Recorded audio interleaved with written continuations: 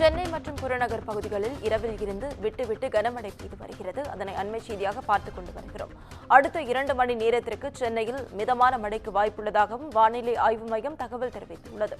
பல்வேறு இடங்களில் மழைநீர் சூழ்ந்துள்ளதால் பொதுமக்களின் இயல்பு வாழ்க்கை கடுமையாக பாதிக்கப்பட்டுள்ளது.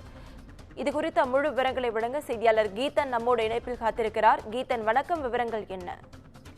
வணக்கம். வங்கக்கடலில் உருவாகி இருக்கக்கூடிய இந்த குறைந்த காற்றழுத்த தாழ்வு பகுதி காரணமாக தொடர்ந்து சென்னை, காஞ்சிபுரம், செங்கல்பட்டு, திருவள்ளுவர் ஆகிய 4 மாவட்டங்களில் அடுத்து வருகின்ற 4 தினங்களுக்கு மழை இருக்கும் என ஏற்கனவே அறிவிக்கப்பட்டிருந்தது.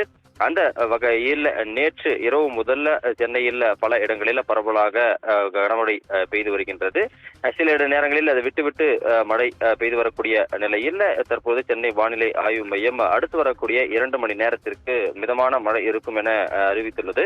அதே சமயத்தில் சில இடங்களில் இடியுடன் கூடிய அந்த மழை பெய்து வருவதையும் நம்மால் உணர முடிகின்றது.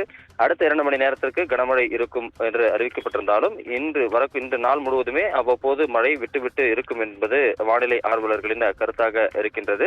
அதே போல நேற்றும் இரவு முதலே பல இடங்களில் மழை பெய்து ஆங்காங்கே சாலைகளில் தண்ணீர் தேங்கி இருக்கின்றது. இன்று பொறுத்தவரை மிதமான மழைக்கு அடுத்த 2 மணி நேரத்திற்கு சொல்லியிருந்தாலும் சென்னையில் வழக்கம் போல் பள்ளி கல்லூரிகள் இயங்கும் என்பதும் நமக்கு கிடைத்த தகவலாக உள்ளது.